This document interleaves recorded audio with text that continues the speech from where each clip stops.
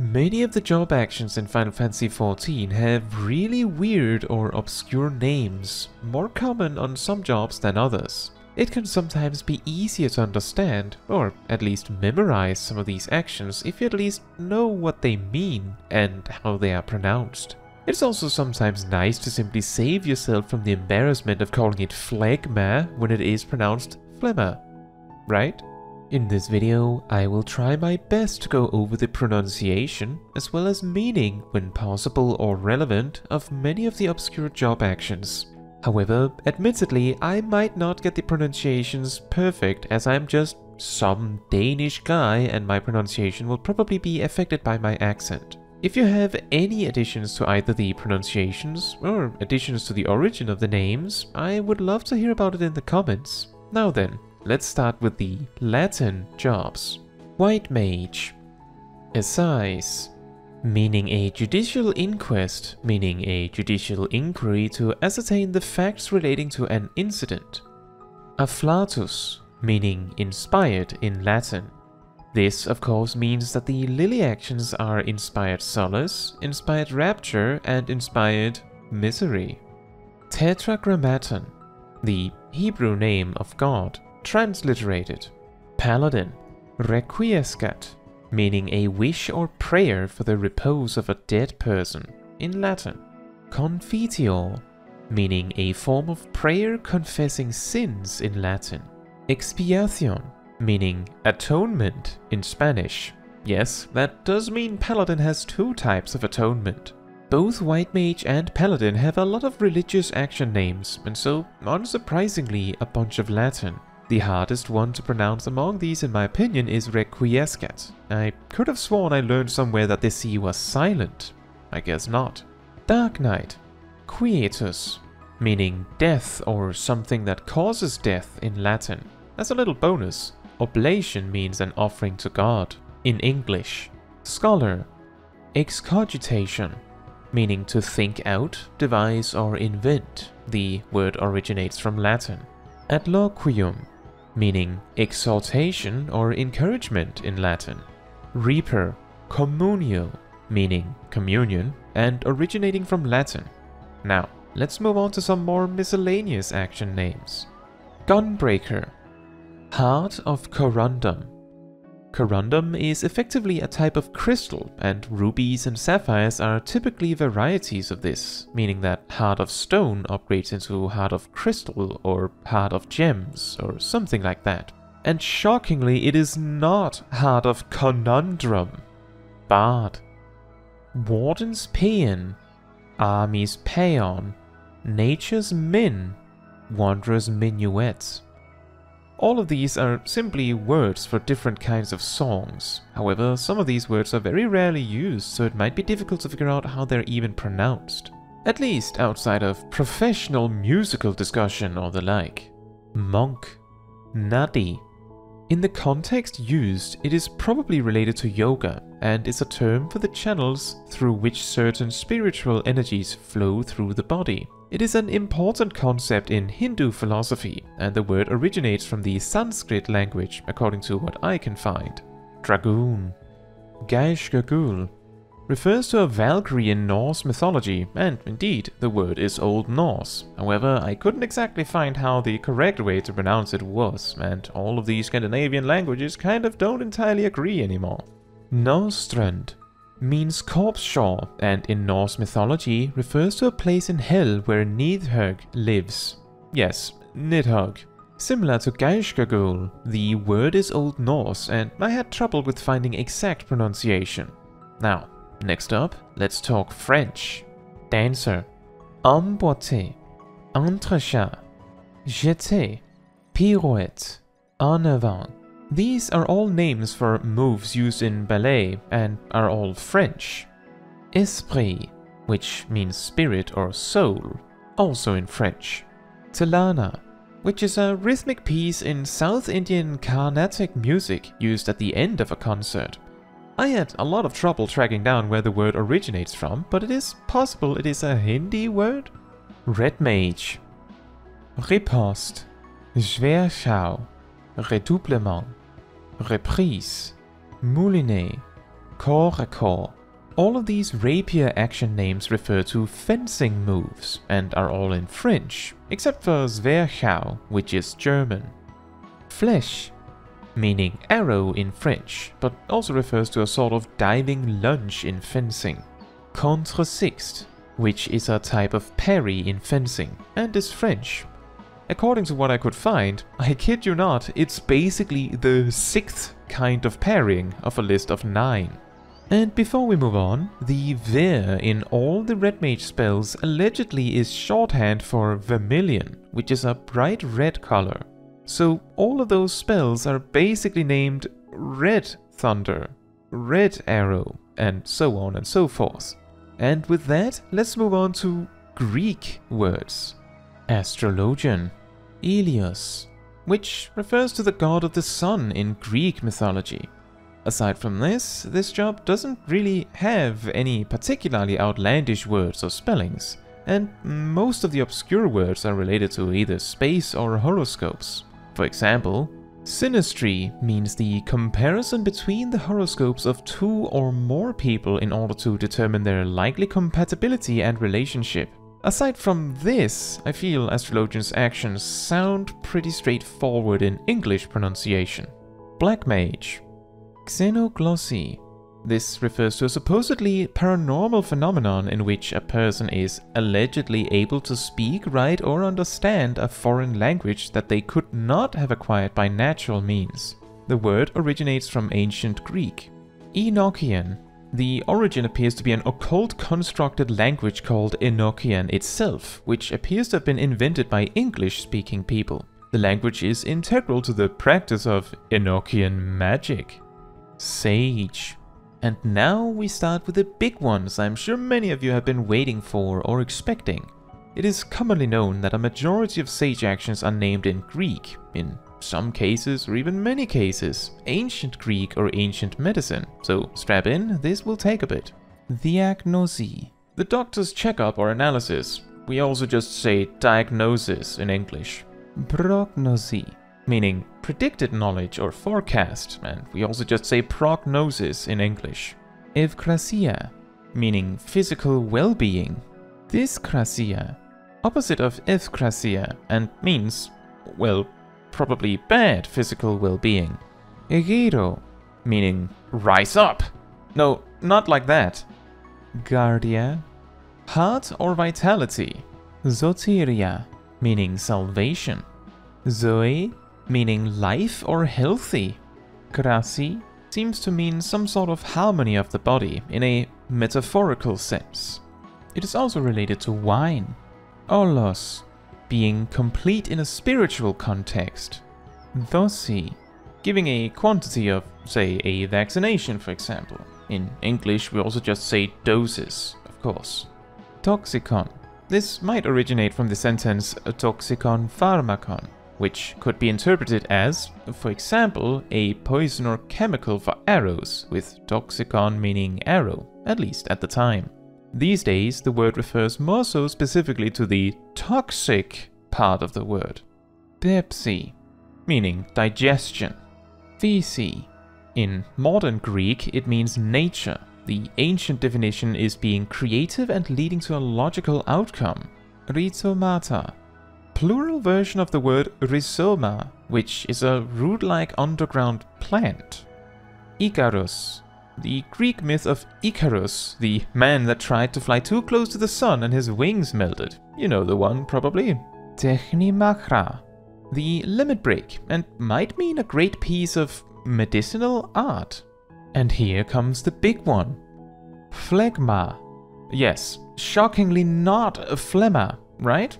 Refers to the mucus produced in relation to a cold. You know, phlegm, where in English the G is silent. Pneuma. Breathing or even breath of life potentially, as in medicine.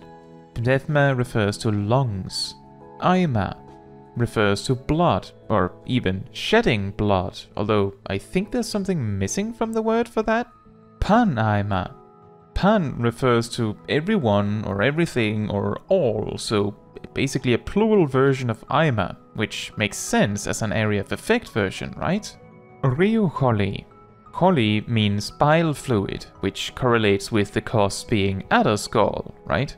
Ryu seems to refer to the essence of the tree, so tree bile, I guess.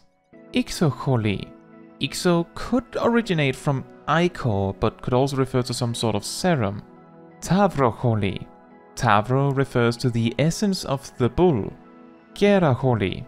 Kera could refer to keratin, which is something we find in skin, hair, scales, claws and horns. You know, toughened things.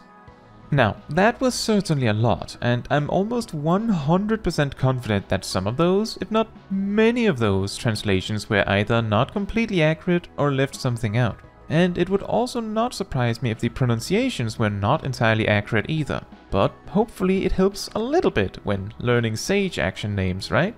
Now, for the big grand finale, we have Japanese actions. Ninja.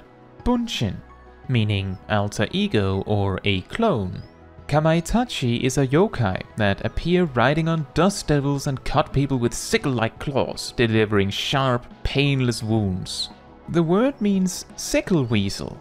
Raiju, which is a legendary creature associated with lightning and thunder, as well as the god Raijin.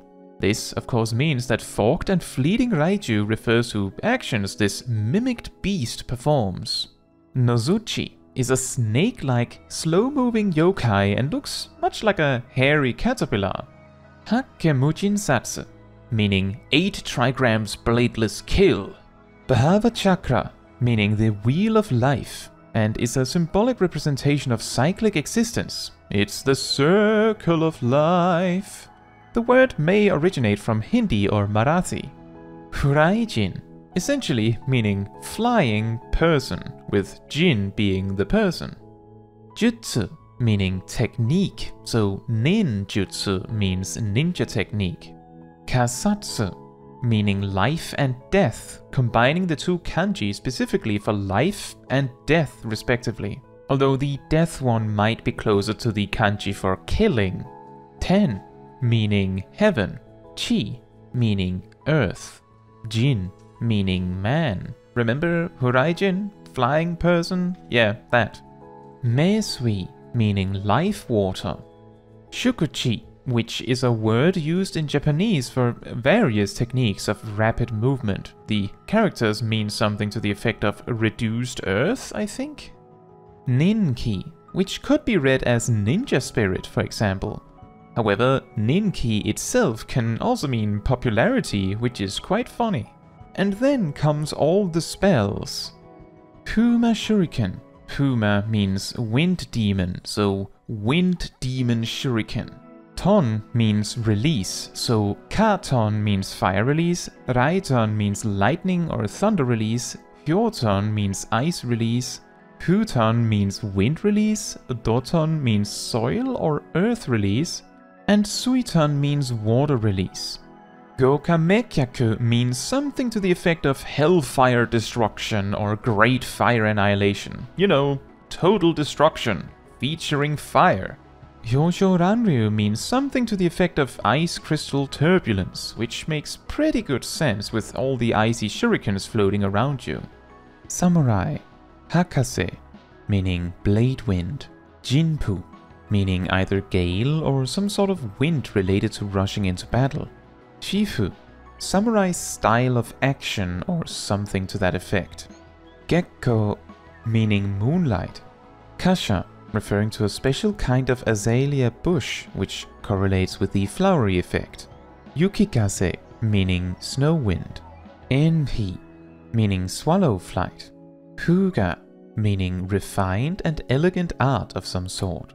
Fuko similarly means something to the effect of beautiful scenery. Mangetsu, meaning full moon, correlating with Gekko's moonlight. Oka, meaning cherry blossoms, again correlating with Kasha's flowers. Fugetsu, the buff that the moon-related actions ultimately grant, meaning nature's beauty or even wind and moon. Fuka has a meaning related to winter, wind and snow, perhaps even a flurry of snow in a clear sky. Iaijutsu, the art of drawing the sword, Relating to the ninjutsu brought up earlier, it could also be drawing sword technique. Higanbana, meaning red spider lily, referring to a flower with a highly poisonous root. Tenkagoken, 5 swords under the heaven, which would have made a lot more sense if the spell effect hadn't been expanded to 8 slices, right? Midare Setsugekka, disheveled snow moon flower. Very fitting since we go through moonlight, gecko, flowers, kasha, and snow, yukikase, to gain access to Midare Setsugekka. We even get to do so in an unorganized order if we like. Disheveled even. Tsubame Gaishi, meaning to turn as fast as a swallow, with Gaishi meaning return, although the K is replaced with a G when followed after Tsubame. Perhaps the color scheme of the action being similar to Enhi makes sense, since Tsubame and En both mean swallow. Gaishi means returned, so returned red spider lily, returned 5 swords, and returned snow moon flower. Meikyo Shisui, meaning serene, calm mind without evil thoughts. Heisatsu, meaning always kill sword. Possibly one of the most anime-sounding direct translations. In Japanese, this kind of wording is apparently often used for like signature moves. Shinten, meaning shake sky, or more precisely, referring to enthusiasm to the extent of shaking the skies. Gyoden, meaning dawn sky, or to rush the enemies at dawn. Yaten, night sky, or to flee at night. Kyuden, 9 skies, which is a way to refer to cardinal and ordinal directions in ancient China. The 9th direction is up, towards the sky itself. Hagakure, meaning hidden by the leaves. Ikishoten, meaning enthusiasm to the extent of hitting the sky as opposed to shaking it. Guren is one of the 8 cold hells of Buddhism. This means that Guren could just be referring to hell in general. Sene means momentary shade, a lot less frightening than Guren by comparison. Shoha, meaning Buddhism's great light of wisdom dispels the darkness of ignorance. A very, efficient word, wouldn't you say? Kenki is the vigor from a kendo master, or, you know, the spirit, similar to Ninki. Oginamikiri. Ogi means secret technique or something to that effect. Nami and Kiri means wave and cut respectively, so Oginamikiri could mean secret wave cut. Kaishi Namikiri then of course would mean returned wave cut. That was a lot more than I had originally anticipated. In fact, I'm mildly shocked that 3 jobs cover like half of the video, but then again, they are the jobs that are most commonly known for their action names to cause problems when learning them. Just as a final honorable mention, Warrior's orogeny refers to the result of a collision between 2 land masses. You know, geology stuff. The vast majority of the Greek and Japanese translations and meanings originate from lists made by other individuals, and I will try to put the links in the description to as many of them as I can. For the French words, I got some assistance from my friend Aradel. For the rest, it is a combination of translation tools, hopes, prayers, duct tape, and a little extra searching. So, if you have any corrections or additions, then I would love to hear about them in the comments. I might have a mild understanding of some of these languages, but ultimately, all of the facts and details about the words in this video originate from research, and do in fact involve translations made by others in some cases. Especially those where I might have been more accurate. I may, of course, also have gotten some pronunciations wrong, whether it's completely off or just, you know, exaggerated to the point of sounding weird for a native speaker.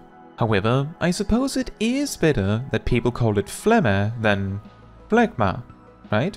Even if, apparently, the Greek version should have the G. Now, that is all for this video. Thank you so much for watching. If you want to support me and my channel, you can let the YouTube algorithm know by liking the video, leaving a comment, subscribing, sharing, and hitting the bell to get notified when next I post a video. And if you want to give even more support than that, you can also become a member of the channel like these wonderful people here. Fun fact, it turns out that the reason that we skipped Glare 2 and Holy 2 is because the design team felt that Glarera and Holira sounded weird. This makes some sense, since the 1, 2, 3, 4 spell names in the Japanese translation are instead written as, for example, Blizzard, Blizzara, Blizzaga, and Blizzaja. This means, of course, that Glare 3 and Holy 3 in the Japanese translation are named Grega and Horiga.